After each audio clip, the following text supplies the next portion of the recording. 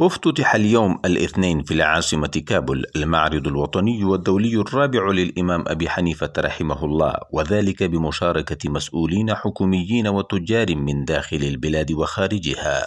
ويؤكد مسؤولو الإمارة الإسلامية خلال مشاركتهم في هذا المعرض أن الحكومة تنتهج سياسة قائمة على دعم الاقتصاد وتسير يوما بعد يوم نحو تحقيق الاكتفاء الذاتي.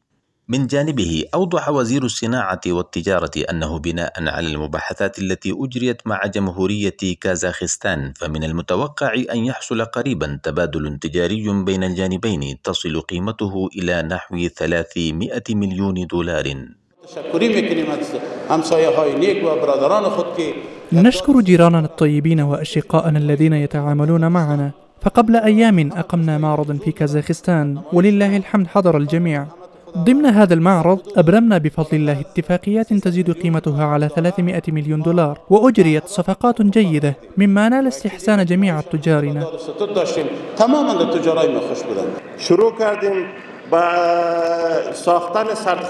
قد شرعنا في إنشاء المخازن الباردة في معظم الولايات، فتم حتى الآن بناء مخزن واحد أو اثنين في كل ولاية، فيما لا تزال أعمال البناء متواصلة في بعضها، ويستمر العمل كذلك في عدد من المديريات. والحمد لله، فكلما اكتمل إنشاء مخزن ودخل حيز الاستفادة والتشغيل امتلأ بمنتجات أفغانستان من جانب آخر، ونحن شيئا فشيئا نواصل التقدم في هذا المجال.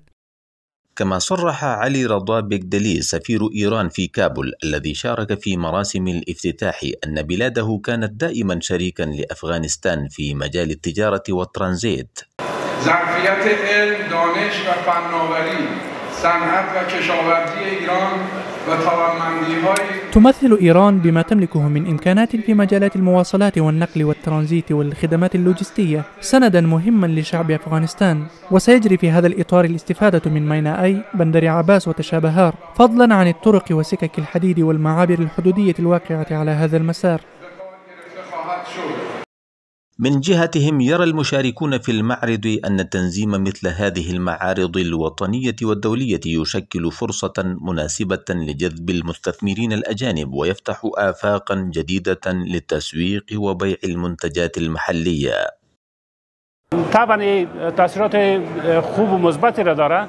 لا شك أن لها آثارا إيجابية مهمة، إذ يستطيع الأشخاص المهتمون ممن يبحثون عن منتجات ممتازة أو بذور محسنة وعالية الجودة الوصول إليها عبر هذا المعرض، كما نملك من خلاله جسرا فعالا للتواصل. فالمعارض في جميع الأحوال تعد حلقة وصل أساسية بين المنتج والمستهلك.